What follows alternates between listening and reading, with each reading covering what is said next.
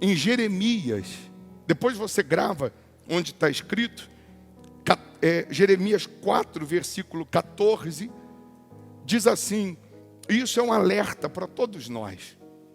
Isso é um alerta seríssimo para todos nós. Diz assim o versículo 14, lava o teu coração da malícia. Lava o teu coração da malícia. Ele não está dizendo que ele vai lavar para mim, não. Eu tenho que lavar o meu coração da malícia. Ó Jerusalém, para que sejas salva, está escrito. Por que eu estou lendo esse versículo e comparando com o que a gente acabou de cantar? Ao tempo da inocência eu quero voltar. Da pureza eu quero voltar. Quando trata-se principalmente de dízimo e de oferta, quantos que são maliciosos com respeito a dízimo e oferta? Quantos que mesmo tendo a Bíblia aberta em casa, mesmo estando dentro da igreja, mesmo vendo sinais, vendo demônio manifestado, vendo prodígios, vendo milagres, mesmo que está escrito na palavra de Deus sobre dízimo e oferta, isso não é invenção, está na palavra de Deus. Quantas pessoas que mesmo assim, tratou de dízimo e oferta, ela é maliciosa. E aí Deus está dizendo, lava o teu coração da malícia, ó Jerusalém, para que sejas salva. Significa que o malicioso não será salvo não, hein? Significa que o malicioso, ele está correndo um grande risco de perder inclusive a sua salvação. Até quando, ele diz, permanecerão no meio de ti os pensamentos da tua iniquidade? Se a gente colocar a Bíblia na versão atualizada, você vai entender melhor esse versículo. Eu queria que colocasse, por favor, esse mesmo versículo 14 de Jeremias 4 na versão atualizada. Porque ele vai dizer assim, até quando hospedarás contigo os teus maus pensamentos? Até quando você vai hospedar, você vai guardar, você vai abrir o teu peito, a tua casa espiritual, o teu templo espiritual, e você vai hospedar a malícia, os maus olhos, os maus pensamentos, com respeito a dízimo e com respeito à oferta. Eu já disse para você que o lugar em que mais existe ou existem crentes clamando por Deus é o inferno. Agora, nesse minuto, lá no inferno, o que mais tem são pessoas chamando por Deus. Pessoas que um dia tiveram a oportunidade que nós temos, mas elas deixaram a malícia prevalecer. Elas deixaram o apego ao material prevalecer. Elas deixaram o apego às coisas materiais predominarem. Ela deixou a malícia prevalecer. E ela está no inferno hoje, onde há choro e ranger de dente. Lá no inferno, ela grita, ela clama, meu Deus, meu Deus, meu Deus. Mas já foi, já é tarde. Agora não adianta.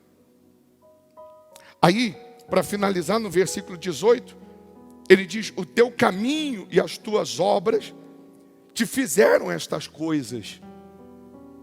Esta é a tua maldade ou calamidade que é amargosa e que te chega até o coração. Quantas pessoas que as atitudes, as obras maliciosas trouxeram ou estão trazendo para ela amargura, estão trazendo maldição. Você vê, hoje eu atendi um rapaz aqui que foi crente 10 anos, nasceu em igreja evangélica, cresceu servindo a Deus, 10 anos ele levou a sério e está há 5 anos perdido. 5 anos, sabe o que ele veio fazer hoje? Pedir cesta básica. há 5 anos está com a vida na lama.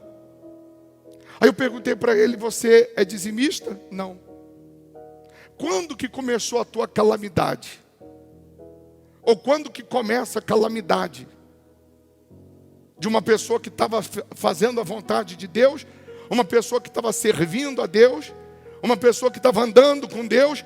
Começou a calamidade dela quando ela deixa de ver dízimo, oferta, sacrifício, voto. Ela deixa de ver o altar com pureza, com santidade. O diabo teme, respeita mais o altar do que muitos crentes. Tem demônio que quando manifesta, quando a gente diz assim, traz aqui no altar, para ele subir no altar é uma guerra. Para ele subir esses degraus aqui é uma luta. Não, aí eu não quero, aí eu não vou. Porque ele sabe que tem poder, ele sabe que tem fogo. Ele sabe que no altar tem santidade. Tem muitos crentes que não temem, não respeitam o altar. E o diabo respeita. Teu diabo respeita. Mas a calamidade de muitos começou ou começa nos maus olhos, na malícia, principalmente, não é só nisso não, mas principalmente, quando fala de dízimo, quando fala de oferta, quando fala dela dar para receber, plantar para colher, que está na Bíblia. Quando em alguns casos, o próprio Deus vai te provar como provou Abraão, pedindo o que ele te deu, mas ele me deu, mas ele vai provar, como provou Abraão. Por que ele pediu para Abraão o que ele tinha dado para Abraão? Que Abraão sacrificou para ter o filho. Abraão sonhava com aquele filho, com o cumprimento daquela promessa. Mas por que depois que Deus deu, teve o dia que Deus pediu? Porque Deus queria saber se ele ainda era o primeiro dentro de Abraão, ou agora que Abraão conquistou o que queria, Deus não é mais importante para ele. Quantos crentes que foram fiéis a Deus, quantos cristãos que permaneceram com Deus até conquistar o que queriam, o que desejavam, e quando ela conquistou, quando ela alcançou, ela simplesmente abandonou a fé, abandonou a Deus. Então ele está alertando a gente que a malícia, ela pode te custar muito caro. E malícia são pensamentos que o diabo sopra, são vozes, são ideias que o diabo sugestiona. Malícia, o diabo usa alguém para falar de dízimo, para falar de oferta ou para criticar. Mas o bispo, a pessoa vai criticar dízimo e oferta, vai falar que eu sou bobo, vai falar que a igreja está me roubando. O que eu digo? Essa pessoa paga suas contas? Não. Essa pessoa morreu na cruz por você? Também não. Então você vai ouvir essa pessoa? E você vai ignorar a palavra de Deus?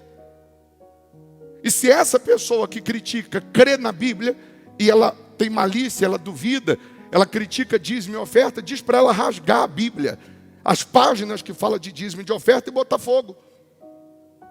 Então rasga a Bíblia. A parte que você não gosta, rasga e joga fora. Deixa de ser hipócrita. Você tem que ser verdadeiro. Ou eu creio no que está escrito, ou eu não creio. Quem crê no que está escrito? Não, mas quando você diz eu creio no que está escrito, você está dizendo eu creio no que está escrito de Gênesis, Apocalipse. A palavra de Deus é de Gênesis, Apocalipse. Ou eu creio, ou eu não creio. Não tem mais ou menos. Eu creio só em algumas coisas, outras não. Então não creio. Você que está sendo fiel a Deus, pega nas suas mãos seu dízimo, pega seus votos. Você que está pela internet e você é dizimista, é fiel, tem um voto de ser dizimista. Você está sendo dizimista. Você que está pela internet, você pode dizimar agora, ofertar agora, pelas contas da igreja, transferindo o seu dízimo, sua oferta. E caso você queira, você manda o seu comprovante no WhatsApp para a gente apresentar a Deus. Você que está aqui na reunião, pega seus dízimos, seus votos, traga aqui na frente, coloca aqui na sacola. Se precisar passar o cartão, passa o cartão. Se precisar fazer um Pix, mesmo você que está aqui na reunião, faz um Pix, faz transferência. Mas sendo você fiel, Deus é fiel a você. Podem sentar os demais. E todos que estão obedecendo, sendo fiéis a Deus, sua fidelidade, seu dízimo, seus votos, seus compromissos com Deus, você apresenta Ele com temor, com tremor, com santidade, com fidelidade. Podem sentar e cantem em espírito. Vamos lá. Ao tempo da inocência eu quero voltar. Ao tempo da pureza eu quero voltar. Da simplicidade com o Pai, humildade com Deus, ser curado do que o mundo me fez, ouvir a tua voz como sempre ouvi, amar tua palavra com todo o meu ser. Ó Deus, tô com saudades de ti, saudades de ti, saudades de ti. Ó Deus, estou com saudades de Ó ti. Deus, tô com saudades de ti, saudades de ti, saudades de ti. Amém. Podem sentar os obreiros também, por favor. Eu queria meditar com você mais uma vez. Eu digo mais uma vez porque eu já falei sobre isso. Mas o Espírito Santo sempre se renova, ou sempre nos renova. A palavra de Deus sempre se renova. Abre aí em Marcos capítulo 2, por favor. Livro de Marcos, capítulo 2. Por gentileza, eu quero que você preste muita atenção, porque nessa hora, eu sempre enfatizo isso, é nessa hora que o diabo tenta roubar a palavra que é pregada, que é anunciada. E quando você absorve o espírito da fé, é impossível você não ser transformado ou não ser transformada. Você, eu, nós já ouvimos, já pregamos, já falamos, já ouvimos outras pessoas falarem, por exemplo, do Senhor Jesus e anunciarem ou dizerem, falarem que Jesus não tinha casa. Eu falei outro dia sobre isso, mas tem muito mais ainda para falar. E fazendo apologia à miséria, fazendo apologia à pobreza com respeito ao Senhor Jesus. Porque pegaram alguns versículos naturalmente isolados, pegam um texto sem o contexto, com um pretexto de falarem o que acham, o que pensam, mas nós precisamos entender ou compreender que a palavra de Deus ela tem que ser vista da forma que ela é e não da forma que achamos que tem que ser. E aí muitos já usaram alguns versículos tentando, ou pelo menos expressando que Jesus, ele não tinha casa, e porque Jesus não tinha casa, porque Jesus não tinha morada, Jesus não habitava, Jesus não tinha onde reclinar a cabeça, porque se apoiam nesse único versículo. Então, dizendo que nós também não precisamos buscar o cumprimento das suas promessas com respeito à vida abundante, com respeito à vida regalada. Aí alguém vai dizer que Jesus, quando foi crucificado, quando na cruz ele entrega o Espírito e ele tem que ser sepultado, alguns vão dizer que Jesus era tão pobre que foi sepultado num túmulo emprestado. Que o túmulo que ele foi sepultado não era dele, era emprestado. Mas cá entre nós, para quem vai passar só um final de semana, para que comprar um túmulo? Não é? Só ia passar um final de semana. Eu vou comprar o túmulo para quê? Para passar um final de semana? Empresta para mim. Que eu passo um final de semana. Está até hoje lá o túmulo vazio. O dono, até hoje, só alugou por um final de semana o túmulo e até hoje, não teve mais ninguém. Então, Marcos 2, versículo 1, a Bíblia vai dizer assim: e alguns dias depois, entrou outra vez em Cafarnaum, e soube-se que estava, onde? Em casa. Quem estava em casa?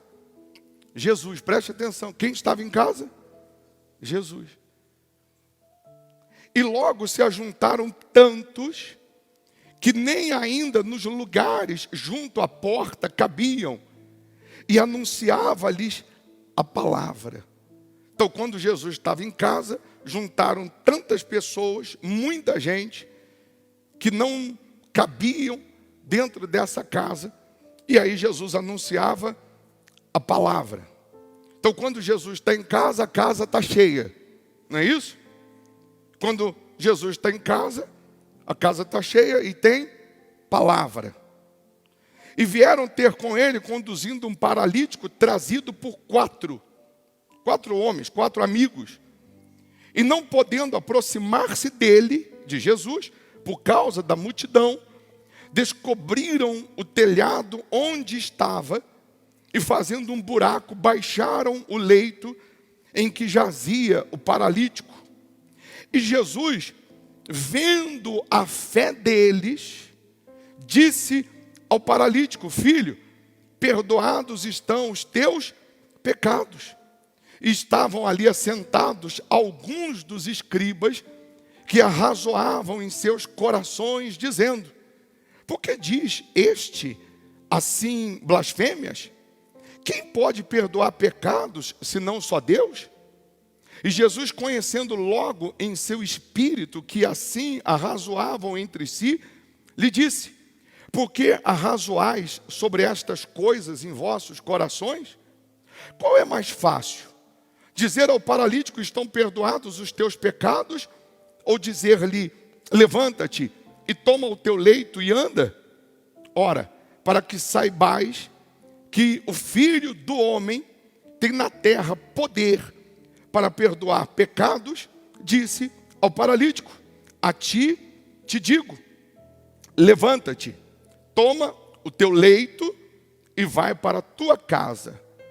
Ele levantou-se e, tomando logo o leito, saiu em presença de todos, de sorte que todos se admiraram e glorificaram a Deus, dizendo: nunca tal vimos.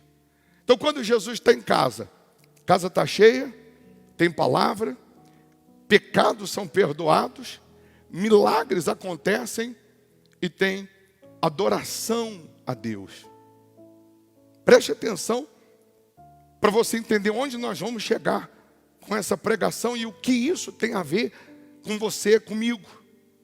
Quando Jesus está em casa, grava isso, a casa está cheia. Quando Jesus está em casa, primeiro ele tem que estar em casa. Aí a casa está cheia. Tem palavra. Tem perdão de pecados. Tem cura. E tem adoração a Ele. Nós já pregamos outras vezes sobre os 4 auxiliares do paralítico que levaram ele com uma cama, desceram pelo telhado, abriram o telhado dessa casa e desceram ele com cordas até onde Jesus estava. Os 4 que auxiliavam o paralítico são também 4 amigos que nós temos que ter conosco na nossa caminhada, que é a fé, a confiança, perseverança, determinação.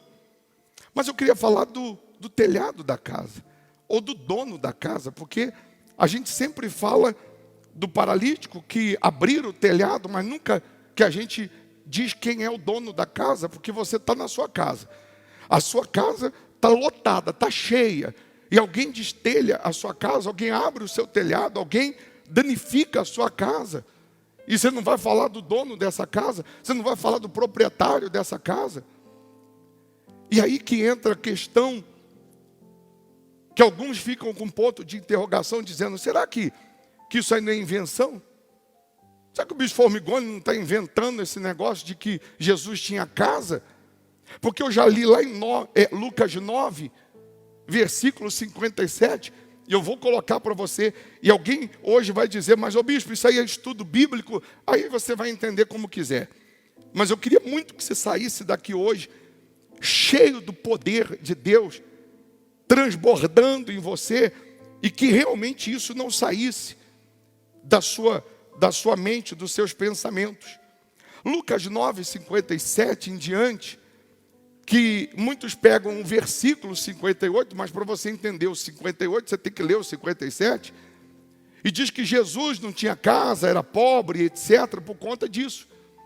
Aí diz assim: e aconteceu que indo eles pelo caminho, lhe disse preste atenção na escrita. Você tem que prestar muita atenção. Sabe por quê? Olha só. E aconteceu que indo eles pelo caminho, lhe disse Senhor, seguir-te-ei para onde quer que fores. Disse para Jesus: Senhor, seguir-te-ei para onde quer que fores. Não é isso? Aí, diz assim o seguinte, o versículo próximo. E disse-lhe Jesus. Quem disse? Jesus. Jesus está falando com quem? Com esse que disse que queria seguir Jesus. Aí Jesus está dizendo assim para ele: as raposas têm covis, e as aves do céu ninhos, mas o Filho do homem, que é Jesus, não tem onde reclinar a cabeça. Jesus está dizendo para esse que falou assim: eu quero te seguir. Só que esse que se ofereceu, é o oferecido, ele se ofereceu, ele é todo certinho, programadinho. É aquele que só almoça na hora certa, janta na hora certa, dorme na hora certa, acorda na hora certa. É todo programado. E Jesus está dizendo para ele: não tem lugar para você na minha caravana, porque para me seguir, você não serve. Sabe por quê? Porque você é muito programadinho. E o Filho do homem não tem onde reclinar a cabeça. Eu tenho hora para sair, mas eu não tenho hora para voltar. Eu tenho hora para sair, mas eu não tenho hora para almoçar. Eu não tenho hora para jantar. Tem dia que eu não almoço, tem dia que eu não janto.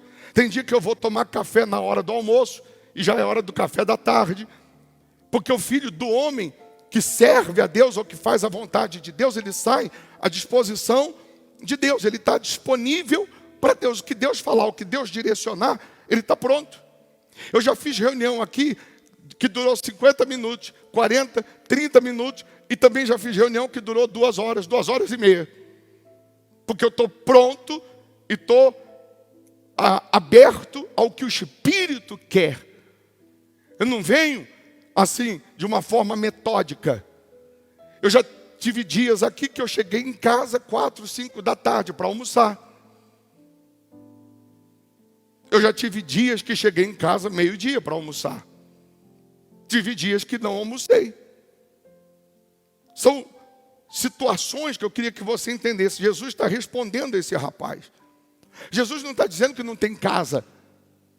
Aí em seguida tem um outro detalhe aqui, já que a gente falou de você prestar atenção na escrita. E disse, no outro versículo 59, e disse a outro. Esse a é artigo. Eu pedi outro dia pro pastor Renato para colocar, para até deixar separado uma imagem. Você pode verificar, às vezes, tem em para-choques de caminhão, o início do Salmos 23 assim: o Senhor é meu pastor e nada me faltará. Repara, o Senhor é meu pastor e nada me faltará. É o início do Salmos 23. Mas o Salmos 23 não escreve assim, não. Está escrito no Salmos 23. Depois, se puder colocar o Salmos 23, versículo 1, só para você ver a diferença.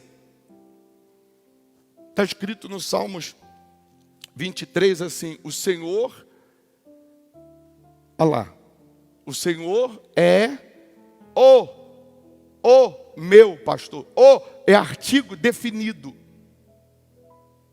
O Senhor é o meu pastor. Não tem outro antes e nem haverá depois. O Senhor é o meu pastor. É um detalhe que faz toda a diferença. Se ofereceu para Jesus em Lucas 9. Agora Jesus está falando para outro. Ofereceu se ofereceu: Senhor, seguir-te-ei. Jesus falou: não tem lugar para você na caravana, porque você é todo programadinho. Para programadinho não tem lugar na caravana, porque o programadinho, se não almoçar, jantar, dormir na hora certa, ele reclama. Então não tem lugar para você na minha caravana. Aí agora no versículo 59, e disse a outro. Agora Jesus está chamando, está falando com outro agora. O primeiro se ofereceu, agora Jesus que vai falar a outro. O que Jesus disse? Cadê o diretor de imagem para colocar? Se ele puder ficar no culto hoje, seria muito bom, que aí ele acompanha o raciocínio da gente. Lucas 9, 59 agora. E disse, 59, o versículo, a outro: segue-me. Esse aqui Jesus fez o quê? Chamou. Tem o oferecido e tem o que Jesus chama. Jesus disse a outro: segue-me. Mas ele respondeu: Senhor, deixa que primeiro eu vá a enterrar meu pai. Mas Jesus lhe observou: deixa aos mortos o enterrar os seus mortos. Porém tu vai e anuncia o reino de Deus. Já vou emendar com outro, vai. Disse também outro. Agora não é Jesus que está falando. É um outro. O outro agora disse: Senhor, eu te seguirei.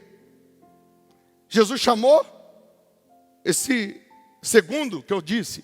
Esse está só oferecendo, se oferecendo: Senhor, eu te seguirei. Mas deixa-me despedir primeiro dos que estão em minha casa. Aí Jesus vai dizer assim, e Jesus lhe disse: ninguém que lança mão do arado e olha para trás é apto para o reino de Deus. Então preste atenção. Primeiro é o oferecido.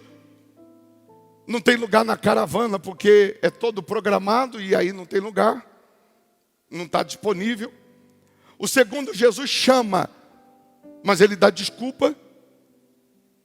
Ele diz que vai em casa, vai enterrar não sei quem.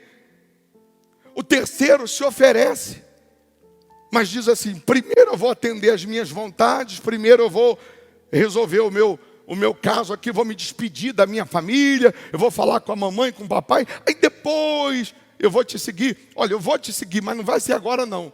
Eu vou te seguir, Senhor, mas não vai ser nesse momento não. Primeiro deixa eu fazer do meu jeitinho aqui, depois eu vou te seguir. Eu queria muito que você entendesse. Jesus disse: aquele que pega no arado e olha para trás não é digno do reino de Deus. Quem é esse que pega no arado e olha para trás? Que Jesus está dizendo isso.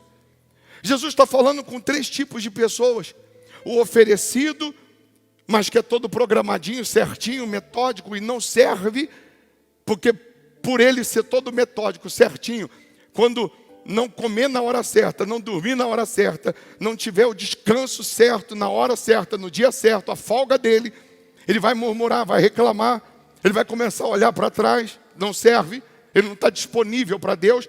O outro, Jesus está chamando, mas ele está dando desculpas para Jesus. E Jesus falou: deixa os mortos enterrarem os seus mortos. Em outras palavras, Jesus está dizendo: eu estou te chamando para salvar almas, os vivos. E você está querendo enterrar alguém que já morreu. Quando ele disse: deixa os mortos, espiritualmente falando, enterrar os seus mortos, Jesus está dizendo: comigo, na minha caravana, no meu chamado, você vai salvar almas, você vai levar vida e não morte. Mas ele estava dando desculpa, também não serve. E o outro também se oferece, mas ele dá logo uma desculpa que só pode seguir depois que ele se despedir da família, depois que ele atender os seus desejos. Eu quero que você entenda que você só está aqui nesse culto porque Deus te chamou. Você não é nem o oferecido, você não é nem aquele outro último, mas nós estamos aqui porque fomos chamados. Eu não sou pastor porque teve um dia que eu acordei e falei, sabe de uma coisa, eu acho uma boa ideia eu ser pastor. Não, eu sou pastor porque Deus me chamou. Eu sou pastor porque Jesus me chamou. E porque Ele me chamou para ser pastor, eu não posso ser o metódico, o programadinho, eu não posso ser aquele que dá desculpas, eu não posso ser aquele que quer atender as minhas necessidades e deixar as de Jesus, ou a fé, ou aquilo que Ele orienta para trás. Porque Ele me chamou, eu tenho que estar disponível para seguir a direção dEle, para obedecer a palavra dEle, quando, hora e dia que Ele falar ou quiser. Sabe o que significa isso? Que eu peguei no arado, eu decidi aceitar o chamado de Jesus, e eu estou com as mãos no arado, e desde o dia que Ele me chamou, eu não posso olhar para trás, porque Ele me chamou, Ele me escolheu, Ele te chamou, Ele te escolheu. E quando Ele te chamou, te escolheu, e você veio, você chegou aqui, você pode estar aqui pela primeira vez, mas você é chamado. O que é olhar para trás? É você desprezar tudo o que Ele tem pela frente, e o principal, a eternidade. E o principal, a salvação. Eu poderia ficar nesse versículo aqui e abriria aqui um leque de pregações ou de explicações, mas aí a gente vai esquecer do que começamos nessa reunião, falando do paralítico que desceu pelo telhado. Eu só estou falando para você entender que muitos dizem que Jesus não tem casa, por causa desse versículo, que Ele estava respondendo o oferecido, dizendo que o Filho do Homem não tinha onde reclinar a cabeça, que não tem nada a ver isso com casa. Mas o bispo, então, me prova, me mostra que Jesus tinha casa. Mateus 13, versículo 1, coloca para mim, por favor. Mateus 13, versículo 1. Tendo Jesus saído de casa, naquele dia, isso aí é o versículo 1 de Mateus 13. Mateus 13, versículo 1. Olha só que bacana. Tendo Jesus saído de casa, naquele dia, estava assentado onde? Junto ao mar. A Bíblia está dizendo que Jesus estava saindo de casa naquele dia e se assentou junto ao mar. Isso aqui prova para a gente, mostra que a casa que Jesus estava, saindo de casa, da casa dele, era na praia, pé na areia. Mas ainda não estou convencido, bispo. Mateus 9, 10, por favor, volta Mateus 9, 10. Vamos lá. E aconteceu que estando ele, onde? Em casa, sentado à mesa, chegaram muitos publicanos e pecadores, e sentaram-se juntamente com Jesus e seus discípulos. E a casa não era pequena não, tá? Mas ainda não estou convencido. Marcos 9, 33. Marcos 9, 33. Você vai chegar lá, não vamos chegar lá. 9, 33. E chegou a Cafarnaum, e entrando em casa, perguntou-lhes: que estáveis discutindo entre vós pelo caminho? Aí você vai ver Jesus chamando os 12, sentando com eles à mesa, na casa de Jesus. A casa não era pequena não. Marcos 7, 17 então, vamos lá. Pronto. Depois, quando deixou a multidão e entrou em casa, os seus discípulos o interrogavam acerca desta parábola. Tá bom, João 1,35 então, para acabar logo, vai. E vamos voltar lá no paralítico que desceu pelo telhado. João 1,35. 1,35. Cadê?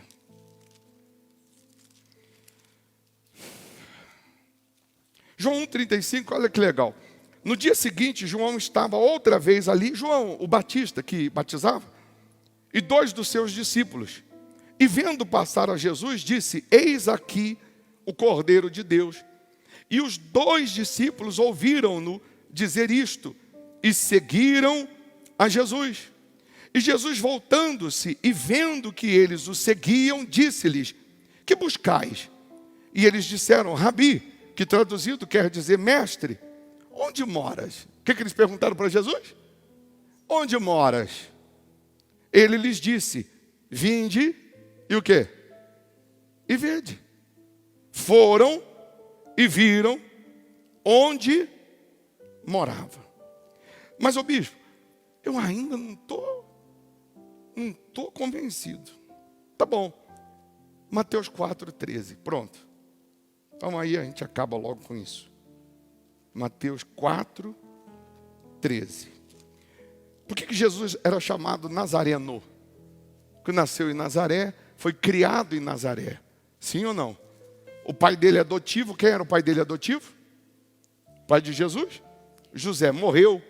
Ele adolescente. Ele assume a carpintaria do seu José. E ele assumiu a carpintaria do seu José.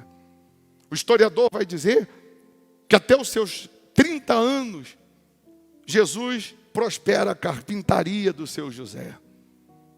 E agora Jesus vai comprar uma casa em Cafarnaum.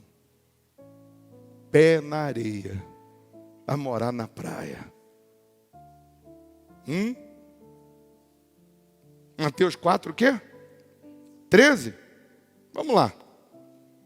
E deixando Nazaré, foi habitar. Onde? Em Cafarnaum. Deixando Nazaré, agora ele vai habitar em Cafarnaum, cidade marítima, nos confins de Zebulon e Naftali.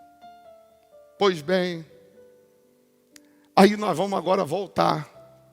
Quando muda um vizinho, parede com você, vizinho da sua casa, quando chega um vizinho novo, por mais que você não seja tão curioso, você às vezes dá uma especulada. Quem é? Veio de onde? Faz o quê? Sim ou não?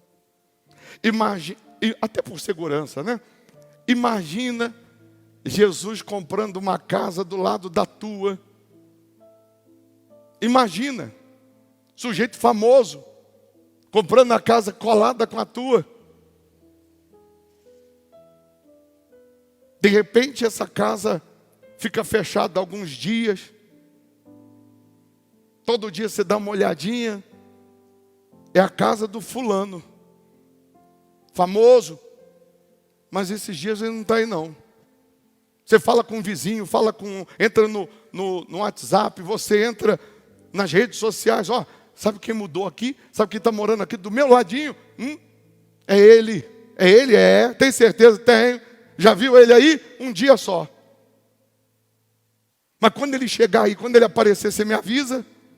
Aviso. Quando ele chegar aqui, quando a casa abrir as janelas, eu aviso. Quando ele estiver em casa, deixa comigo. Quando Jesus está em casa, a notícia corre. Os vizinhos, meu caro, a boca miúda, a notícia corre quando Jesus está em casa. Jesus saía na sua caravana. Quando voltava para casa, a notícia corria. Lá em Marcos 2, que nós lemos no início dessa pregação, está dizendo que Jesus estava onde? Em casa. Todo mundo foi para lá. Até, curioso, quem duvidava, foi todo mundo para a casa de Jesus. Ver a casa de Jesus. Jesus está em casa? Está em casa. Marcos 2, o quê?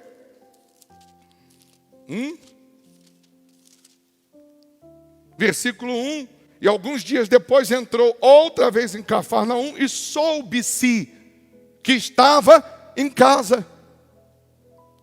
E logo se ajuntaram tantos que nem ainda nos lugares junto à porta cabiam. E anunciava-lhes a palavra. Aí nós vamos entender, Jesus está dentro de casa. Começa a chegar gente, vai chegando gente. E aí Jesus está pregando para essas pessoas: abrem o telhado da tua casa, descem um paralítico em cordas. Jesus diz para ele: estão perdoados os teus pecados. Só quando Jesus diz estão perdoados os teus pecados, o paralítico continua na cama. As multidões ou as pessoas que estavam ali, ou os sábios da época, começaram a reprovar, começaram a murmurar, começaram a reclamar, começaram a falar: como que pode? Quem é ele para perdoar pecados? Quem é ele para falar isso? Quem perdoa pecado é Deus. Onde já se viu? Aí Jesus, sabendo desse murmurinho, Jesus disse para eles: o que é mais fácil? Perdoar pecado ou falar levanta e anda? Mas para que vocês saibam que o Filho do homem, o Filho de Deus, tem poder também para perdoar pecados, então levanta e anda. E o paralítico levantou e andou, foi curado. E todos glorificaram a Deus, todos ficaram maravilhados. Tá bom, bispo, eu já entendi isso, a história, já compreendi tudo isso. Mas e isso? O que tem a ver comigo? Tem tudo a ver. Quando Jesus está em casa, aponta para o teu peito. Qual casa? Qual casa? Nós somos edifícios de Deus. Nós somos templos de Deus. Nós somos casa, morada do Altíssimo. Quando Ele está aqui dentro, quando Ele está aqui em casa, quando Ele está habitando aqui no meu peito, quando Jesus está em casa, quando Jesus mora aqui, a casa está cheia. A casa está cheia da presença dEle. Você cheio do poder dEle, alimentado da palavra dEle, alimentado do Espírito dEle. Você cheio do poder desse Deus, da verdade, da orientação, da direção. Você não tem tempo para ficar ouvindo sobre a vida dos outros, querendo saber da vida dos outros. Você não tem tempo para ficar procurando ou fofocando da vida de ninguém.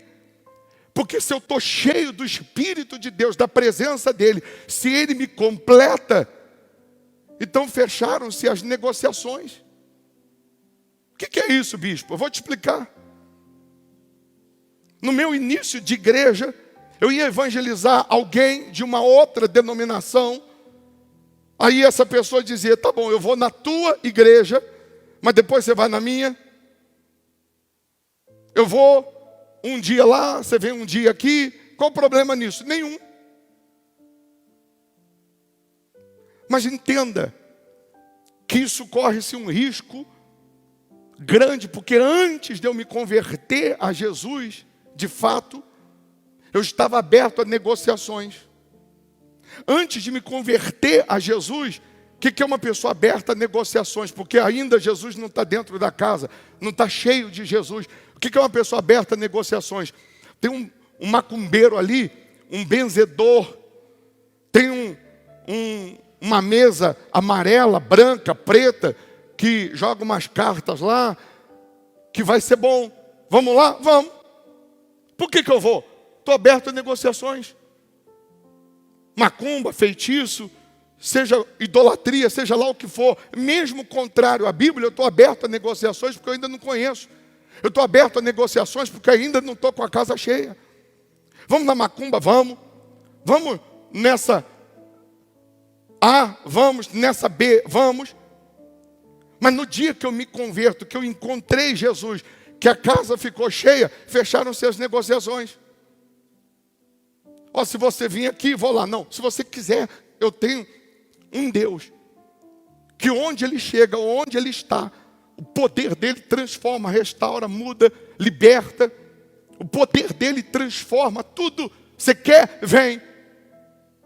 Mas se você não quer, eu vou continuar lá. Eu vou continuar buscando Ele, eu vou continuar com Ele, servindo a Ele só. Então quando a casa está cheia, fecham-se as negociações. Eu encontrei o meu Senhor. Eu mereço? Não. Eu mereço Ele morando aqui? Não. Eu mereço Ele habitando aqui? Não. Mas Ele é misericordioso. E Ele é tão magnífico que Ele quer morar em nós, quer habitar em nós. Você vê que o ser humano é tão orgulhoso que se ele subir num palitinho de fósforo na vida, se ele subir em cima de uma tampinha de garrafa, crescer um pouquinho só na vida, ele já quer olhar os outros com o nariz empinado, ele já quer pisar nos outros, se achar melhor do que os outros.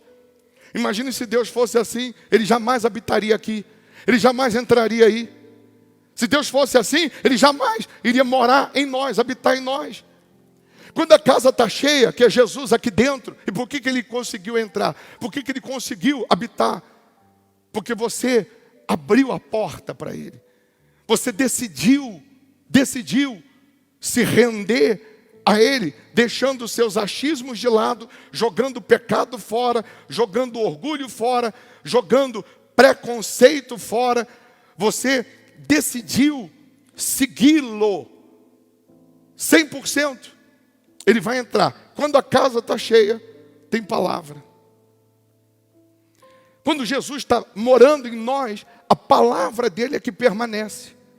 Nos seus momentos difíceis, nas suas lutas, nas suas tempestades, nas suas dificuldades, às vezes você não tem ninguém naquele momento para desabafar, para falar, mas a palavra dele que está aqui dentro sempre salta aos seus ouvidos.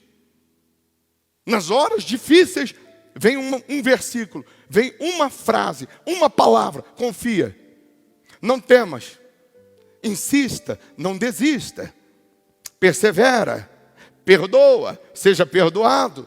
É a palavra dele que produz em nós perseverança, força, confiança, determinação. Quando Jesus está em casa, a casa está cheia. Quando Jesus está em casa, tem palavra. Quando Jesus está em casa, significa que nós apoiamos a nossa vida, a nossa confiança na palavra dele. Não é no fulano, no beltrano, não é na placa. Nós apoiamos a nossa fé na palavra. Quando Jesus está em casa, a casa está cheia. A casa estando cheia tem palavra. Quando tem palavra, tem perdão de pecados. Jesus disse ao paralítico: estão perdoados os teus pecados. Quando Jesus está em casa, tem perdão de pecados. Depois Jesus disse ao paralítico: levanta e anda. Quando Jesus está em casa, tem milagre. Pode ser que você não vá receber tudo isso no mesmo dia, mas Jesus estando em casa, você pode ter certeza, Ele vai te encher da presença dEle, da palavra dEle, do poder dEle, vai perdoar pecados. E você que hoje está paralítico em alguma área na sua vida, você vai andar. Milagres vão acontecer. Não fisicamente apenas, mas em todas as áreas. E se tem milagre, tem também adoração, glorificação. Vou repetir. Quando Jesus está em casa, a casa está cheia. A casa estando cheia tem palavra. Se tem palavra, tem perdão de pecados. Tem perdão de pecados, tem milagres acontecendo, paralítico andando. E se tem milagres acontecendo, tem adoração a Deus. Preste atenção, por favor. Para você que às vezes diz assim: eu me afastei de Jesus. A gente às vezes não percebe, mas a parábola do filho pródigo é pródigo, mas é filho. Mas é pródigo. Pródigo significa que desperdiçou todos os seus bens ou chances com que não prestava. Mas é pródigo, mas é filho. Nunca vai existir ex-filho. E nunca vai existir ex-pai. Mas o meu filho é pródigo, é rebelde. O meu filho não obedece, mas é filho. Aí eu me afastei do pai, de Deus, mas você é filho, você continua sendo filho. E o pai continua te esperando para você voltar. para encher a casa. Sabe o que tem que ser a nossa oração agora? Para resumir, a gente buscar o Espírito Santo. Lembra, visualiza, imagina agora a sua casa. Sua casa que você mora. Mas imagina a sua casa vazia, sem nenhum móvel. Sem sofá, sem mesa, sem televisão. Imagina a sua casa vazia, vazia, vazia. E só uma cadeira no meio da sala. É assim. O meu ser, que é a casa, morada, só tem uma cadeira. Só tem um lugar, que é para o meu Jesus. Não tem outra cadeira, outro móvel para outra pessoa habitar. Só Jesus pode habitar aqui. Eu amo a Ana Cláudia. Mas só Jesus cabe aqui. Se a Ana Cláudia morrer hoje, eu vou deixar Jesus? Por que não? Porque Ele que habita aqui. Se eu morrer hoje, quem dera se Jesus me levasse hoje. Já pensou? Daqui a pouquinho eu estou lá no reino dele, no paraíso, sentado à mesa. Mas se eu morresse hoje, Ana Cláudia ia deixar Jesus? Ela só deixaria Jesus, sabe por quê? Se Jesus não habitasse aqui dentro dela, não tivesse sentado na única cadeira que existe na vida de cada um de nós. Querendo você ou não, preste atenção, só existe uma cadeira aí no teu peito. Ou está sentado o diabo, e com ele vem o apego ao dinheiro, com ele vem o coração em outras coisas, ou está sentado Jesus nessa cadeira. Eu queria que você entendesse que crendo você ou não, querendo você ou não, só tem um lugar no teu peito. E Jesus queria muito entrar nessa casa e encher essa casa. Mas encher de tal maneira que não cabe mais ninguém. Porque quando ele está em casa, a casa fica cheia. Quando Jesus está em casa, a casa fica cheia. Não cabe mais ninguém. Ainda que tente entrar pelo telhado, nem pelo telhado está cabendo mais. Está cheio. Se você hoje permitir Jesus entrar em casa e encher a sua casa, encher você da presença dele, haverá perdão de pecados. A palavra dele é que vai te sustentar, solidificar, permanecer. Haverá perdão de pecados, e se tem perdão dos meus pecados, eu também vou perdoar o meu próximo. Haverá milagres, e você terá como adorar a Deus, não com palavras ao vento, mas com a alma. É como se a gente falasse assim: poxa, meu Deus, eu sei que eu não mereço, mas a única cadeira que tem aqui dentro é tua.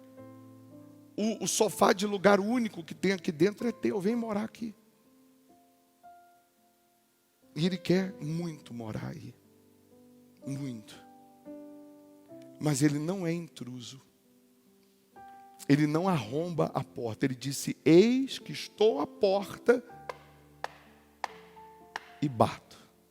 Se alguém ouvir, tem que ouvir primeiro, e abrir a porta, eu entro.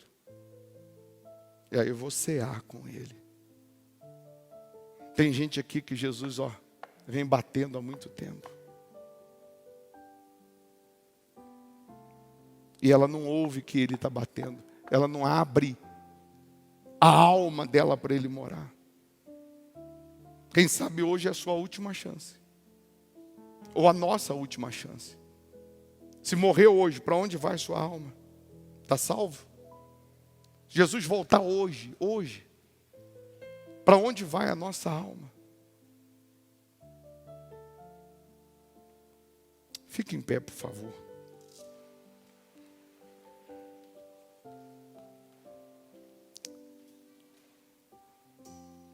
Para a pessoa que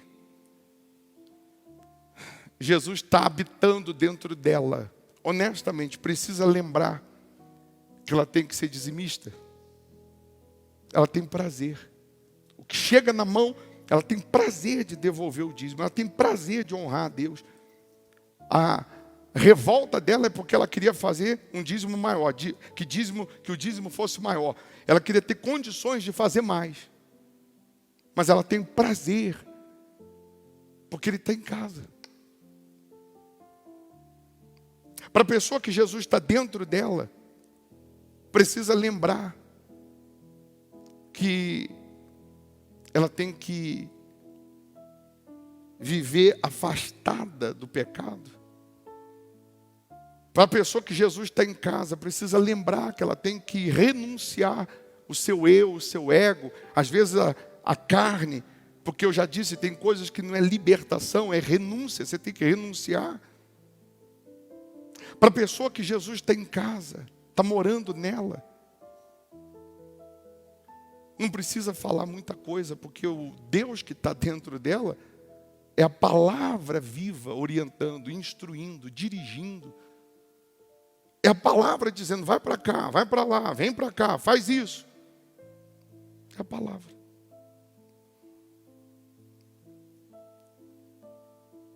E para a pessoa que Jesus está em casa, está morando aqui dentro, tenta tocar nela, tenta fazer o mal a ela, você vai arrumar um problema. Caiam 1000 ao seu lado, 10.000 à sua direita, você não vai ser atingido, porque Jesus está em casa. Para a pessoa que Jesus está aqui, está em casa, está morando nela, ela conversa face a face. Então agora, nesse momento, você tem a chance, a oportunidade de limpar a casa, tirar a sujeira, lavar, jogar tudo que é entulho fora, passado, mágoa, ressentimento, maus olhos, malícia.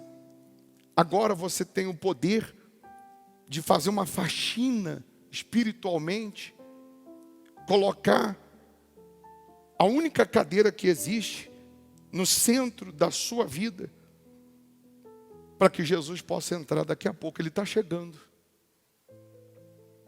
Dá tempo de você limpar tudo isso. Dá tempo de você jogar fora tudo que não presta. E eu, no seu lugar, já deixava a porta entreaberta, porque Ele está chegando. Deixa eu tirar agora tudo para fora que não presta, jogar tudo fora.